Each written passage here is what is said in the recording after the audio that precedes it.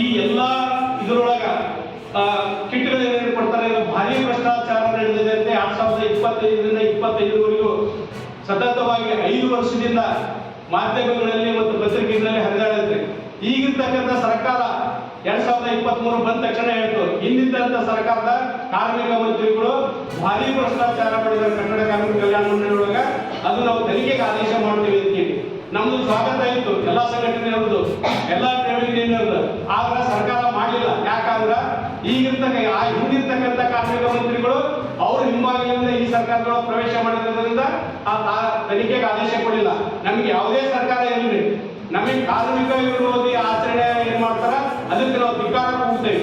ಮತ್ತೆ ಇತ್ತೀಚೆಗೆ ಕಾರ್ಮಿಕರು ಅಂತಕ್ಕಂಥ ವರ್ಗಕ್ಕ ಎಲ್ಲಾ ಸರ್ಕಾರದಿಂದ, ಕೇಂದ್ರ ಸರ್ಕಾರ ಇರ್ಬೋದು, ರಾಜ್ಯ ಸರ್ಕಾರ ಇರ್ಬೋದು, ನಾವು ಕಾರ್ಮಿಕರು ಅಂತಕ್ಕಂಥದ್ದು ತುಳಿತಕ್ಕೆ ಒಳಗಾಗ್ತಾ ಇದ್ದೇವೆ. ನಾವು ನಮ್ಮ ಹಕ್ಕುಗಳನ್ನು ಕಸಿತಾ ಇದ್ದಾರೆ, ಟ್ರೇಡ್ ಯೂನಿಯನ್ ಹಕ್ಕುಗಳನ್ನು ಕಸಿತಾ ಇದ್ದಾರೆ. ಅದು ಕೂಡಲೇ ನಿಲ್ಬೇಕಂತಕ್ಕಂಥದ್ದು. ಎಲ್ಲ ವಿಷಯಕ್ಕೂ ನಾನು ಪ್ರಧಾನಿ ಮೋದಿಯವರನ್ನ ಬೈಯೋಲ್ಲ.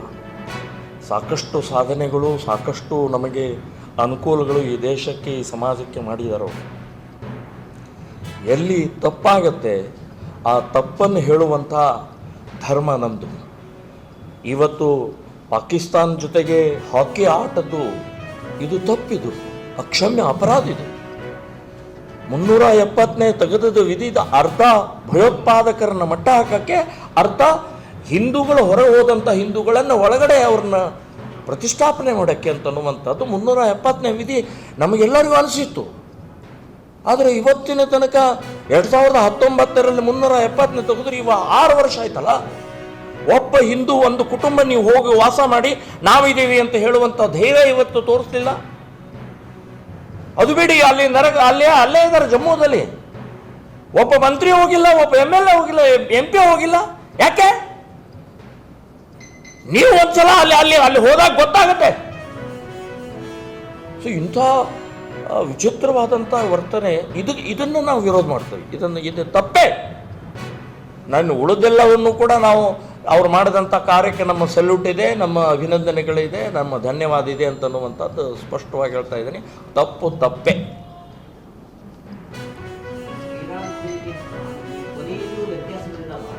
ಯಾವುದು ಅದೇ ನೇಹಾ ಹಿರೇಮಠ ಕೆಲವೇ ದಿನಗಳ ಅಂಜಲಿ ಕೊಲೆ ಆಯಿತು. ಅಲ್ಲಿ ಯಾವುದು ಧ್ವನಿ ಇಲ್ಲ, ಇಲ್ಲಿವರೆಗೆ ಅತಿ ನ್ಯಾಯ ಕೊಡಬೇಕಂತ ಹೇಳ್ತಾ ಇಲ್ಲ. ನೇಹಾ ಹಿರೇಮಠ ಮಾತ್ರ ನ್ಯಾಯ ಸಿಗಬೇಕು, ರಾಷ್ಟ್ರದ ಸುದ್ದಿ ಆಗಬೇಕು ಅಂತ. ಅಂಜಲಿ ಏನು ಪಾಪ ಮಾಡಿದ್ದಾರೆ? ಇಲ್ಲ, ನಮ್ದು ಆ ರೀತಿ ಏನು ಭೇದ ಇಲ್ಲ.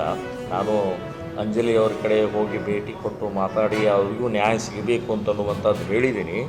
ಇಲ್ಲಿ ಆ ಮಾಡಿದಂಥ ಲವ್ ಜಿಹಾದ್ ಹಿನ್ನೆಲೆಯಲ್ಲಿ ಕೊಲೆಗಡಕನ್ನು ಮಾಡಿದ್ದೇ ದೊಡ್ಡ ಆದರ್ಶವಾಗಿ. ಆನಂತರ ಪ್ರಕ್ರಿಯೆಗಳು ಎಷ್ಟು ಚಾಕುಗಳು ನಮ್ಮ ಹೆಣ್ಮಕ್ಕಳ ಮೇಲೆ ಬಿದ್ದಿದ್ದಾವೆ ಅಂತನ್ನುವಂಥದ್ದು ಗೊತ್ತಿದೆ. ಅವನಿಗೆ ಶಿಕ್ಷೆ ಆಗದೆ ಅವನಿಗೆ ಜಾಮೀನು ಮೇಲೆ ಹೊರಗಡೆ ಬಂದರೆ ನಾಳೆ ಏನಾಗ್ಬೋದು, ಏನು ಮೆಸೇಜ್ ಹೋಗುತ್ತೆ?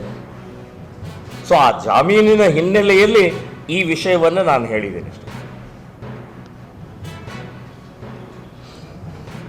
ಎಸ್ ಸರ್, ಧನ್ಯವಾದ. ಇಲ್ಲಿಂದ ಇಬ್ಬರೇ ಮಾತಾಡ್ತಾರೆ ಕರ್ನಾಟಕದಿಂದ. ಹಾಂ.